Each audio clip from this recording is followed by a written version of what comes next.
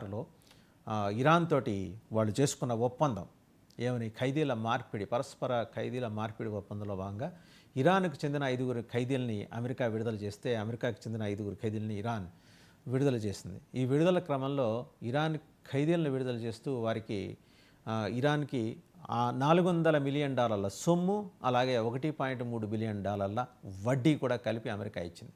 ఎందుకు ఇచ్చింది?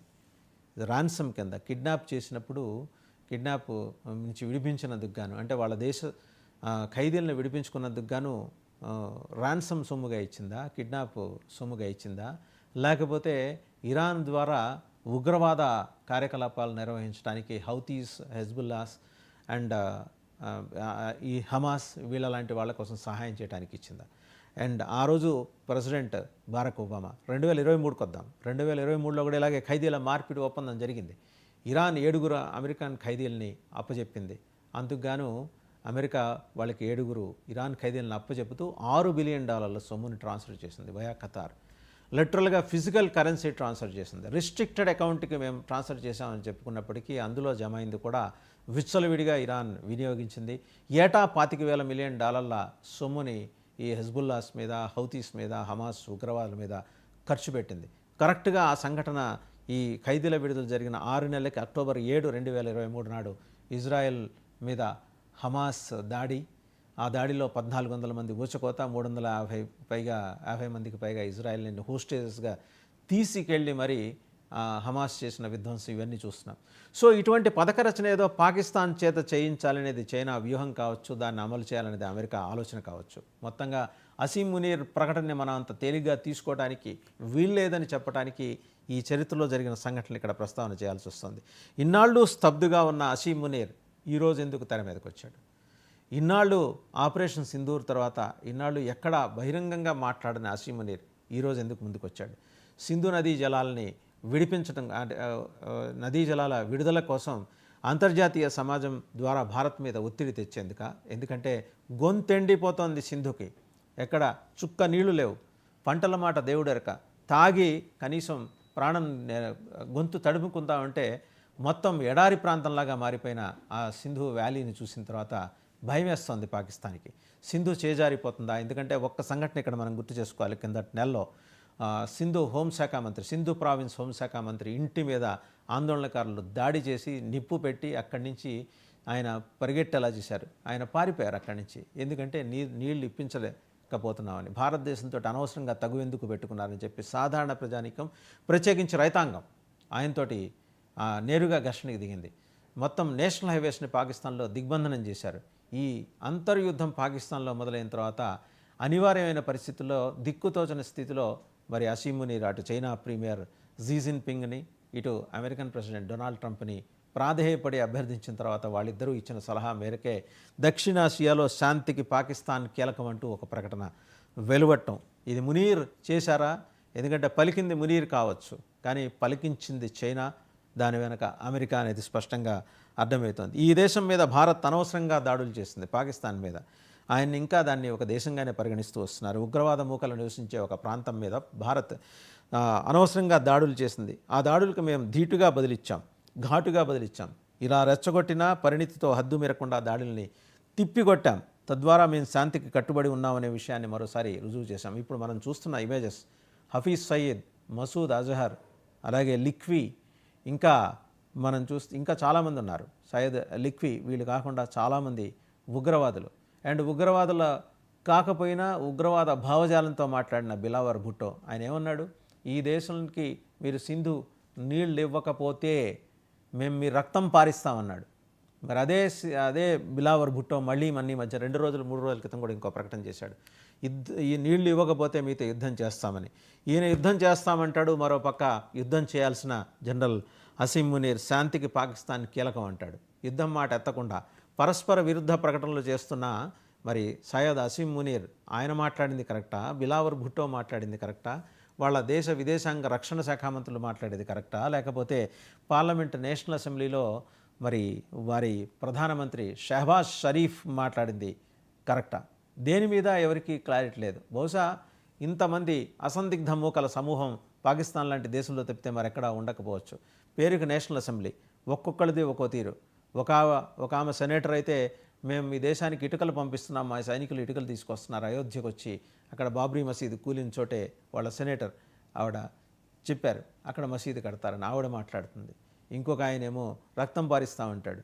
వీళ్ళకి తోడు బంగ్లాదేశ్ ప్రీమియర్, ఆయన తాత్కాలిక ప్రధాని యూనస్ మహమ్మద్, ఆయనైతే ఏమంటాడంటే మాది చికెన్ నెక్, భారతదేశానికి చెందిన చికెన్ నెక్ అని మేము ఇలా నొక్కేస్తే పైన తల ఎగిరిపోతుంది, కింద మొండెం కింద పడిపోతుంది. ఆ తల 7 ఈశాన్య రాష్ట్రాలు 30 కిలోమీటర్ల వెడల్పు ఉన్న ఆ చికెన్ నెక్ సిలిగురు దగ్గర.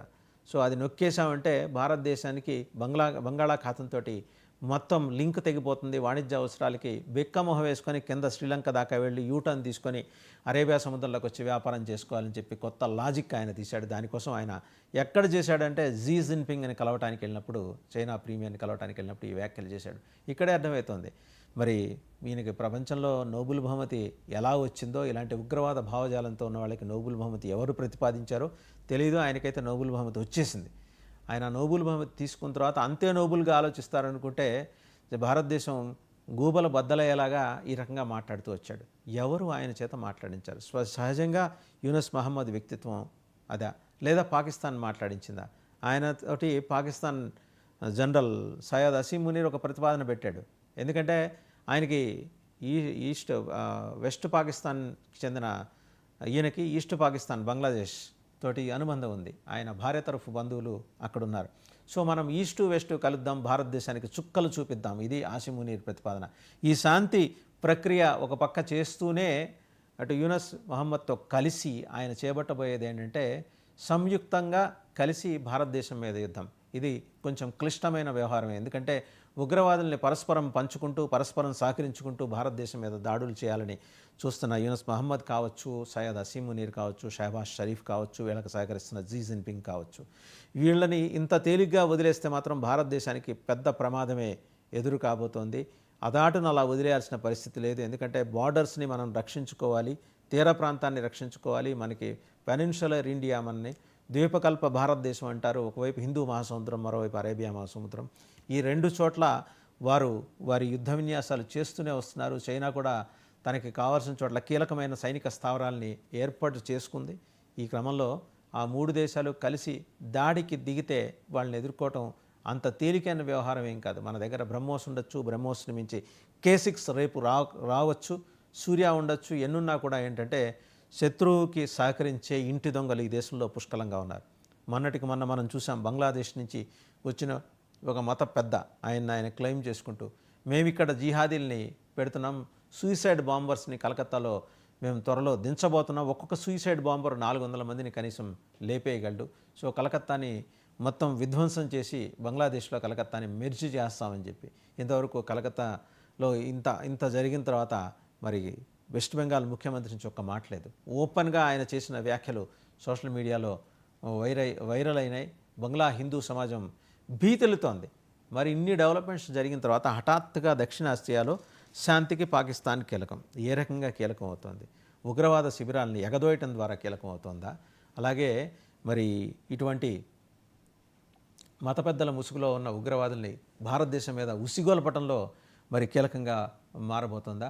మనం చూసాం జ్యోతి మల్హోత్రా దగ్గర నుంచి చాలామంది, కనీసం ఒక 12 మంది యూట్యూబర్స్, వ్లాగర్స్ని ఎలా పాకిస్తాన్ మిలిటరీ ఇంటెలిజెన్స్ తమ ఆధీనంలోకి తెచ్చుకుంది, వాళ్ళకి దొంగతనంగా ఎలా పాస్పోర్ట్లు ఇప్పించి మరీ తమ దేశానికి పిలిపించి, కొన్ని డాక్టర్ జకీర్ నాయక్ లాంటి వాళ్ళ చేత ఎలాంటి ప్రసంగాలు వాళ్ళకి ఇప్పించి వాళ్ళ మైండ్ని పొల్యూట్ చేసింది. ఒక్కొక్క అంశం బయటకు వస్తుంటే భయం వేస్తోంది, వినటానికి భయం వేస్తుంది. మేడం ఎన్ పేరుతోటి ఒక ఆవిడ ఏ రకంగా అక్కడ ఈ కార్యకలాపాలను చక్కబెట్టింది. ఆవిడ పాకిస్తాన్ సివిల్ సర్వీస్ అధికారి భార్య.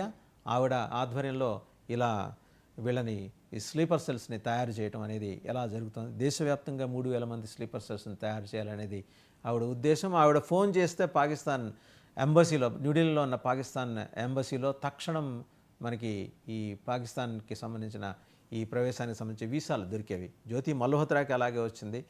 ఇక్కడ తెలంగాణ నుంచి వెళ్ళిన భయ్యా యాదవ్, సన్నీ యాదవ్, ఆయనకి అలాగే వచ్చింది. ఇంకా అలాంటి 12 మంది. వీళ్ళందరినీ ఆపరేట్ చేయడానికి పాకిస్తాన్లోని పంజాబ్కి చెందిన ఒక మాజీ ఎస్ఐని వాళ్ళు అక్కడ నియమించుకున్నారు. ఈ కార్యక్రమాలన్నీ అతని ఆధ్వర్యంలో జరిగినాయి. ఇప్పటికి కనీసం వాళ్ళ ఇన్‌ఫ్లుయెన్స్‌లో ఇంకొక 50 మంది ఇలాంటి వ్లాగర్స్ ఉన్నారు. భారతదేశానికి చెందిన vital installations, defence establishments, vital installations, public sectors like HPCL, అలాగే ఇంకా బీపీసీఎల్ ఇలాంటివి, ఇంకా రక్షణ రంగ వ్యవస్థకు సహకరించే పెద్ద పెద్ద కర్మాగారాలు, బీడీఎల్ ఇలాంటి వాటన్నిటికి సంబంధించిన సమాచారాన్ని జ్యోతి మల్హోత్రా జస్ట్ పాకిస్తాన్ కరెన్సీ కోసం ఆవిడ అమ్మేసింది. ఆవిడతో పాటు వీళ్ళు అమ్మేశారు. ఇంత నెట్వర్క్, బలమైన స్పై నెట్వర్క్ వాళ్ళు భారతదేశంలో నడుపుతున్నప్పుడు మరో పక్క నుంచి దక్షిణాసియాలో శాంతికి పాకిస్తాన్ కీలకమంటూ సయ్యద్ అసీం మునీర్ మాట్లాడితే వినటానికి జనాలు చెవుల్లో పూలు పెట్టుకొని ఎవరు లేరనేది భారతదేశం చాలా స్పష్టంగా చెప్పాల్సిన అవసరం అయితే కనబడుతుంది. అసీం మునీర్, మీకు ఈ సందర్భంగా భారత ప్రజానీకం ఒక మాట అయితే చెప్పాలనుకుంటుంది. మీ కుయుక్తులు, మీ కుట్రలు మాకు తెలియక కాదు, అలాగని మీరు ఈ యూనిఫామ్ వేసుకొని జిహాదీ జనరల్గా మీరు ఇచ్చే ఉపన్యాసాలు చూసి భారతదేశంలోని ప్రజానీకంలో మరి మీరు అనుకుంటున్న సామాజిక వర్గం మీకు అనుకూలంగా మారుతారని కాదు. ఈ దేశం మీకు చాలా బలమైన జవాబిచ్చింది, మీకు చాలా బలమైన గట్టిగా జవాబిచ్చింది. మా హైదరాబాద్ ఎంపీ అసదుద్దీన్ ఓవైసీ ఏమన్నారో కూడా మీ గురించి తెలుసు. ఆయన ఒక ఇంటర్నేషనల్ డెలిగేషన్కి వెళ్ళినప్పుడు ఆయన మాట్లాడుతూ స్టూపిడ్ జోకర్స్ అని అన్నారు. మిమ్మల్ని గుర్తుందా? బాగా తగిలిందా? మా అసదుద్దీన్ ఓవైసీ అన్న మాట స్టూపిడ్ జోకర్స్. మీరు చేసే విన్యాసాలని ప్రపంచం గమనించట్లేదని మీరు అనుకునే పని అయితే దయచేసి ఆ ఆలోచన నుంచి బయటికి రండి. మీకు మీరుగా సన్మానాలు చేసుకుంటూ ఒకళ్ళ భుజాలు ఒకళ్ళు చరుచుకుంటూ మీరు చేసే విన్యాసాలను చూసి దేశం పగలబడి నవ్వుతోంది భారతదేశం అని మరి అసదుద్దీన్ ఓవైసీ మిమ్మల్ని తెగనాడారు. ఆయన విదేశీ పర్యటనలో ఉండగా ఒక డెలిగేషన్కి, భారతదేశ డెలిగేషన్కి ఆపరేషన్ సింధూర్ ఎందుకు చేపట్టాల్సి వచ్చిందనేది. ఇవాళ అటువంటి ధీటైన సమాధానం మీ నుంచి లేక మీరెక్కడో ఒక 10 మందిని పోగేసుకొని ఒక మీటింగ్లో